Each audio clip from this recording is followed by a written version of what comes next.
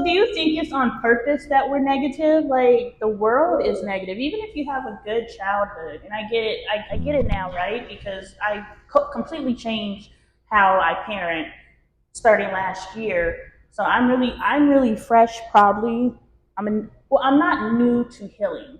I've been on my healing journey since 2008, 2009, but I went on, off because it's like when I first got on, it was tarot cards and crystals and all these different things. Like I had a psychic addiction and all these different things. And so it was modalities that I was chasing because I knew that I was something, but I didn't know what it was. So I was chasing all of those different things. So I was never consistent on my path. And so the actual healing work started in 2013, and I wrote a book about it. It's over there. But I wrote how I took myself from self-loathing to self-love. Now, I'm not saying that it was right, and God didn't give me a platform at that time because even though you don't hate yourself, you still don't know how to love. And so God woke me up to how to love, and I'm still learning because I turned to the Bible too. I was like, what the heck does love mean? Because me and my husband, we stayed on each other's heads, and like we were couples goals because we could pretty much say whatever we wanted to say to each other, and nobody got offended. Like, man, I wish I could have that freedom to speak so freely with my spouse so I can see how that's a positive, but what we're saying isn't positive. So, I started questioning. I was just like, is this trauma bonding? And I went to my husband. I was like, we got to stop speaking to each other. I don't think that this is love. Like, when you look up, Corinthians, love is patient, love is kind, for training wheels, I was like, I got to find something. I was like, I don't need to go read a book that was based off of the book. I'm going to go to the book.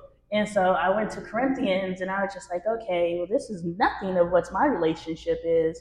Therefore, I need to start redefining my definition of love.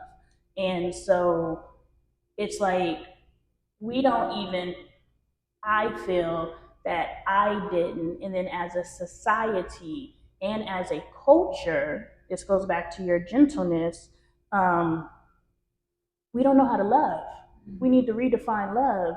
And do you think that the society is set up the way that it is because negativity keeps us separated? Negativity keeps us broken, keeps us trapped. So even if you have a good childhood, as soon as you jump up out that house, yeah, shit show. So it's like, is that on purpose? What do you guys think? Adore. Right? Right? You can't get into marriage conversation, but what do you think about negativity? Ultimately, I do feel like your environment has some sort of control over you. Like, I left high school almost 2 years ago now. Like, I just finished, I'm 19, so feel like going to the same foundation every single day, you can either succumb to what everyone else is doing, or you kind of either need to have your own foundation. So I'm trying to like translate this into like big world because you said like having a good childhood and then going into the outside world and then things aren't like your childhood. So I feel like I don't know. I think we need to take our time and know our limits. I just feel like some people aren't ready to be out, and we also gotta acknowledge that we're not ready. I feel like we have this false bravado that we can handle everything. Especially as soon as you turn 18. I'm grown. Right? But I'm thinking like even when you're saying how you handle a lot of situations internally and you transmute, people don't know how to do that right away. So they gotta bump their head and understand, wait, there's something else with this instead of being a cog in the machine. Yeah, that was out of survival. Like, it wasn't something I consciously did. And I also think like your generation is like I'm 40, I just turned 40, and I think your generation is a lot softer in a good way. And I think a lot of the older generations maybe look down at that, but from yeah, unfortunately, oh my God. we were raised on like be quiet, be seen. As soon as you become an adult, like we was quick to like my daughter. Like it's interesting because like you're 19 and my daughter's 12, and I could not relate to her for. You will. Yeah, I'm telling you that. now. I'm telling you now. That's my best friend. That's literally how it went. And I tried to kick her out. So we went from let me get rid of her to. Is your daughter? Yeah, she's my best friend. Yeah. That gives me hope because as you were talking, I could see some of her just gentleness. That I was just like, girl, you ain't gonna make it without me. How are you gonna survive with all of this softness? Like, but and me, like figuring out that you can survive. Like, it was a mindset that I had adapted that worked for me, and I just kept manifesting the reality for that mindset to work. But now you're like completely different mindset, and your life. It's not that it's not fulfilling you, but you know you can take it farther. Now you're in a different space. Yeah. Adoy, to add to what you said, and healthy childhood, that's the foundation. So for what you were saying, I received was you need to be raised in your home so solid that when you do leave the world, go out into the world, you are influencing the world's not influencing you. And it's possible, right? It's possible for us to influence. You said when people leave me changed. So it's possible for our children to be so solid that when they go out and people are like, oh, you're so stupid. Well, why am I stupid? What did I do that makes you think that I'm stupid? Not to mention that's You know, and like really, because my kids will talk you down. My kids are like, okay, so why did you say that? How does that make sense? That's not logical. And, you know, at their age, because I have a 5, 7, and 12-year-old, so we'll need to connect, you know, a 5, 7, and a 12-year-old, and the things that kids say to them is just so ridiculous, like making fun of them. And my kids are like, that doesn't even make sense. Like, mom, they say such and such. So my kids, I don't know at that level because they're the odd man out at 12 and 7. Like, they're not logical brain. They're not thinking things through. They're like, oh, we're making fun of the shoes. Everybody make fun of the shoes. You know, they're not. They'll recycle it and not become the bully, but they'll follow what people are doing because they're needing the attention. Yeah. I don't think they know that. I know they know bullying is bad, but in the sense that they'll try to take the chance to be the person on the upper hand. It's the fit in aspect. It's the group think. So I don't know. I understood what you were saying. I just think if we make our children's foundation so solid, do you have kids yet? All right, so listen. You know, but I think if we make our kids' foundation so solid in the home that they can go out into the world and not necessarily influence it, but don't be influenced by it, at least. Don't be influenced by it. And have such open communication that when they do come home and speak to you, you can now start transmuting what they're saying and explaining to them, well, they're just being ridiculous. Like, does that even make sense? Like, what's wrong with your shoes? Just because you don't have on Jordans, you know, what's wrong with your shoes? Like, are your shoes less than? Can you not walk in them? Like, did it hurt your feet? Did it, you know? And you know, my kids are able to say, okay, well, that makes sense. So I think, yeah, the kids thing is something that I feel like I'm not strong in. Yeah. Because I think, especially for my oldest daughter, we grew, like even in our home. Like, what are your ages? 12 and 6. Oh, you got babies. Mm-hmm. And it's really personality. Like my 6-year-old she's a Leo. She's life of the party. She's just very charismatic, and so it's just it's easier. And she's the second one, so it's a lot of the things that she does now because her sister did. Like it's just like I don't think about it. Like, oh, okay, your sister did that, and then her personality. So it's easier to parent her. But for my eldest, it was extremely difficult. One because like it was the first. Yeah. Well, I was forced to reckon with my own sense of like, you're not like me, and the way I approach life. Like she looks just like me, but she is like more like her dad than anything, and she's more like herself than anything, right? Mm-hmm. She's super resilient and gentle and just kind person, and it just took me a while. Even now, I'm still learning how to even relate or understand how to help.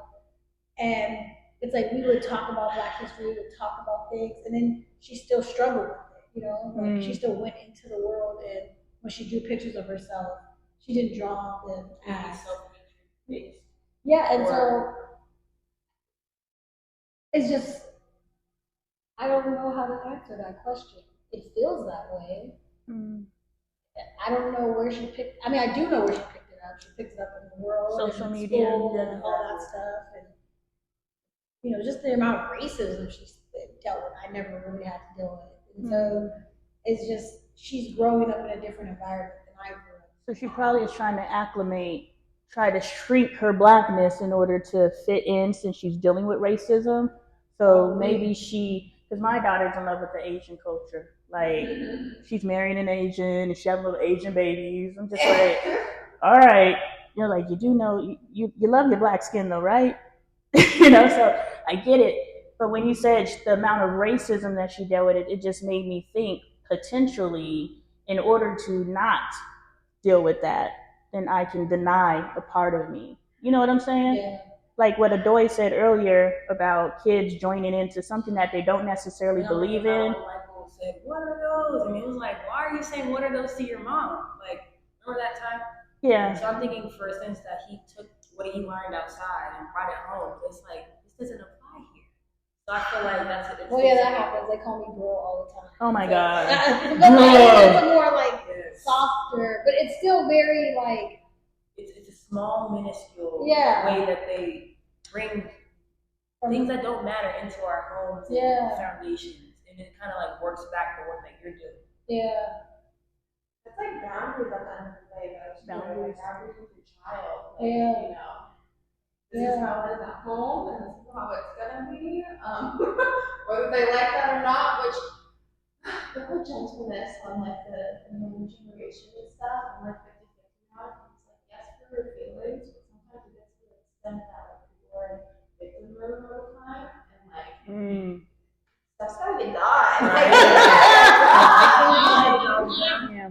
Like, I oscillate between. yes, it's like at the end of the day, bills gotta get paid. But if you set yourself up to a certain extent, it's like people's mental health days, do self care days, like everything's like a balance, So I feel like if you're too much allowing certain behaviors or like certain talking stuff, just to become like acceptable at the end of the day. And like I'm working on because I'm very cutthroat, and I'm like getting to it. This is how it's gonna be. If you have a problem, there's a door. So I'm growing out of that a little bit. But there's just certain things that I feel like non-negotiable. Also, like how you're speaking to your child in the home is like really, really big. Also, just like doing those affirmations, like you are loved, you are beautiful. That's one thing I can definitely say that. I appreciate my family for it because I used to deal with that stuff. I'm biracial. I was always in a more non-cultured environment. So obviously I was a lot different than everybody else I was around. So it's like hard for me to like my skin, like my hair and stuff like that. But anytime I come home and say something, like my family's like beautiful, like you look beautiful the way you are. My mom would always say like I pray for you to look this way. And like it's also too, it's like, God created you the way you're supposed to be. So, hating on yourself when it's a kid or an adult with your body image and stuff, like being negative to yourself, you're basically telling God, you messed up on me and this is what needs to be fixed. Yeah. So that's also a process of the self-love journey. Yeah. I love that. How did you? Sorry. I'm like, because I'm under self-love being biracial. If I can dig into that, was it ever a struggle of self-acceptance? Because I know, because I tell my daughter all the time, I'm like, you're beautiful. I was like, man, I see your future, sis. All them little kids making fun of you. All you need is some braces, and you're gonna be fine. Like, I see your future, but a mom. Not when her peers, whose voices are louder than mine right now, they're saying you're ugly, you're this, you're this, you're this. It's like, how, especially with the biracial thing, especially being the brown kid in the room, how did that help? When did it click in for you? And what advice can you give us raising these young girls right now? I feel like it didn't click in until like adulthood, just because there's a lot of like outside influence, obviously. But like adulthood is when like I kind of went into like the isolation period. Kind of just like rebranded myself basically, and like became who like I wanted to be and not who I thought other people wanted me to be. And part of actually growing up, like mom always telling me she's like you're jealous of me, but that's fine. And like it's a little bit of a bad mindset to have because you can like grow this superiority complex, like you know, like you're just Hey, oscillate between the sometimes two. that's the truth though, honestly. And I think part of it, like, you know, being growing up taught to be kind to people, helps me like a lot. I feel like that's the biggest thing. At the end of the day, when those comments are being said to you, then it's acknowledge that the people aren't being kind. So it's like they can say whatever. If they're talking about outfits, they can talk about your hair, if they're talking about whatever, you know. Those are just unkind words at the end of the day. Like you don't need to like affect me because I know stuff. They don't even know your personality. Yes, yeah. So it's just like, you know, it's just like unkind things and you know what kindness is, so it's like, you know, there's I like see lots your of smile friends in in your here. I saw it in your eyes. Oh, mirrors. Yes. I was like, your peripheral was on point.